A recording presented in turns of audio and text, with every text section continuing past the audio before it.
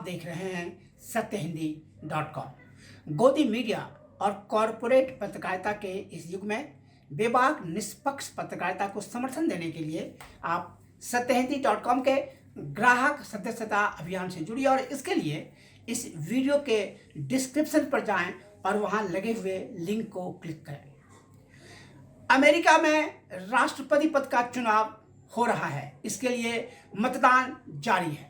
आज मंगलवार की शाम को सबसे पहले न्यू हैम्पशायर में मतदान शुरू हुआ।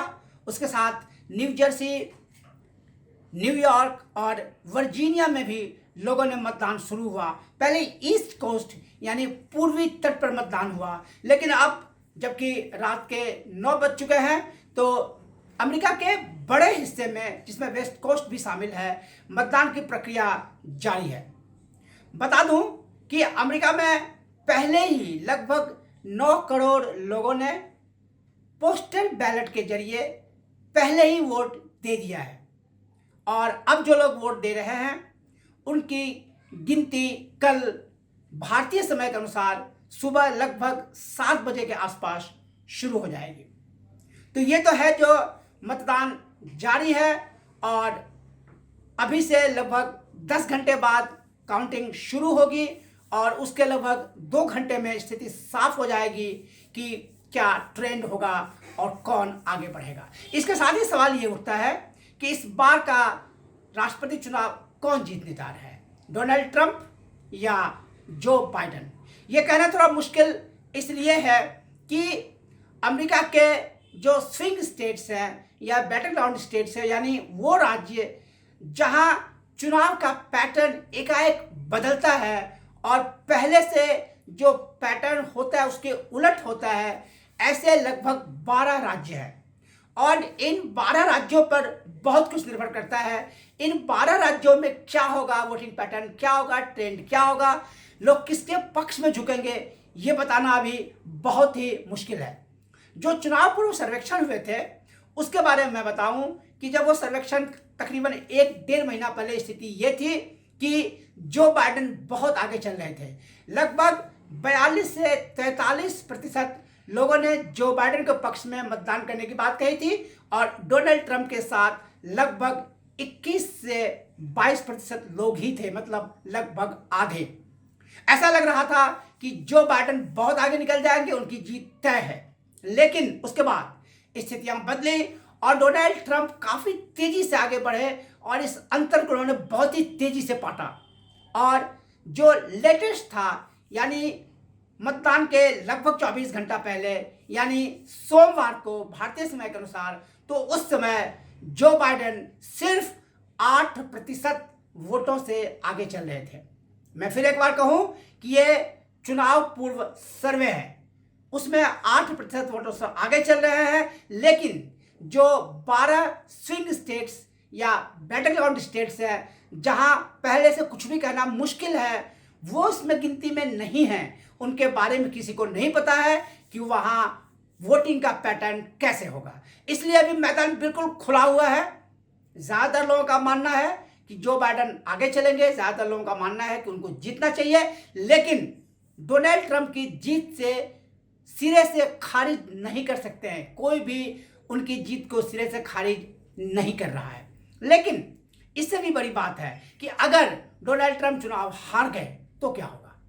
डोनाल्ड ट्रंप ने यह संकेत एक नहीं कई बार दिया है कि वो अगर हारते हैं तो कोई ज़रूरी नहीं है कि वो उस हार के नतीजे को मान लें।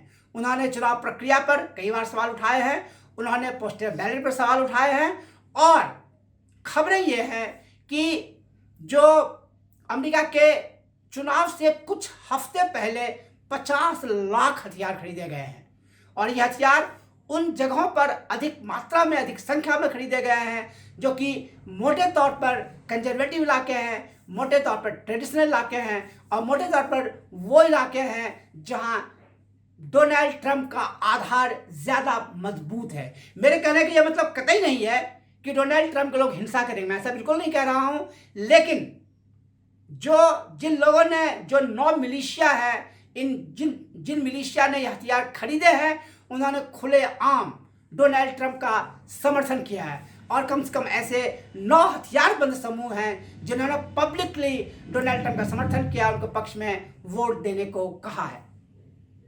इसमें एक बात मैं आपको कहूं कि साल 2000 में जब सीनियर जॉर्ज बुश जब चुनाव लड़ रहे थे रिपब्लिकन पार्टी की ओर से, तो उनके खिलाफ खड़े थे डेमोक्रेटिक पार्टी के अल गोर। जब चुनाव नतीजा आया और अल गोर काफी पीछे छूटते चले गए तो उन्होंने हार मान ली, लेकिन अगले ही दिन उन्होंने उसे वापस ले लिया। उन्होंने फिर से वोटों की गिनती के लिए अपील की और उन्होंने अदालत की शरण ली और अदालत का दरवाजा खटखटाया और ऐसा लगा था कि ये मामला लंबा चलेगा और अगर अदालत ने उनके फैसले को, उनके उस अपील को स्वीकार कर लिया होता तो ये मामला कई हफ्तों तक लंबा चल सकता था। लेकिन अदालत ने 5-4 का फैसला दिया और उनके उस अपील को, उनके इस एप्लीकेशन को खारिज कर दिया। अल गोर इसके बाद भी इस बात को आगे बढ़ा सकते थे, लेकिन अल गोर ने खुद कहा कि नहीं, वो इस बात को आगे नहीं बढ़ाएंगे और वो अदालत के फैसले को स्वीकार कर लेंगे। जॉर्ज बुश सीनियर को विजेता घोषित कर दिया गया और वो, जैसा आप जानते हैं, 2 बार राष्ट्रपति रहे। तो कल क्या होगा? बुधवार को क्या होगा? बुधवार को डोनाल्ड ट्रंप जीतेंगे, डोनाल्ड ट्रंप हारेंगे, नहीं पता। अगर डोनाल्ड ट्रंप जीत गए तो कोई बात नहीं है, अगर डोनाल्ड ट्रंप हार गए तो क्या होगा? क्या वो बहुत ही शालीनता के साथ, पूरे सम्मान के साथ चुनाव नतीजा को स्वीकार कर लेंगे, या वो वोटों की फिर से गिनती के लिए कहेंगे, या वो इस मामले को सीनेट तक ले जाएंगे, या इस मामले को चुनौती देंगे? इसके बारे में कुछ भी नहीं कहा जा सकता है और अमेरिकी संविधान में ऐसी कोई व्यवस्था नहीं है कि इस तरह की स्थिति में क्या होगा। अगर डोनाल्ड ट्रंप ने पद से हटने से इनकार कर दिया, अगर वो चुनाव हार गए, तो थोड़े समय के लिए उस स्टॉप गैप अरेंजमेंट के लिए कौन काम संभालेगा, इसके बारे में अमेरिकी संविधान में कोई व्यवस्था नहीं है। तो सारी निगाहें हैं काउंटिंग पर, सारी निगाहें हैं चुनाव के नतीजों पर और सारी निगाहें हैं डोनाल्ड ट्रंप पर कि वो क्या करते हैं। तब तक कल शाम तक सारे लोग सांसें रोके हुए इंतजार करेंगे अमेरिका का, हम भी, आप भी। और तब तक आप देखते रहे सत्यहिंदी.com। आप हमारे फेसबुक पेज को लाइक करें, फॉलो करें, हमारे ट्विटर अकाउंट को फॉलो करें, सब्सक्राइब करें, हमारे यूट्यूब चैनल को देखते रहिए सत्यहिंदी.com। सत्य हिंदी के और वीडियोस को देखने के लिए हमारे यूट्यूब चैनल को सब्सक्राइब करें और सीधे नोटिफिकेशन पाने के लिए बेल आइकन दबाएं।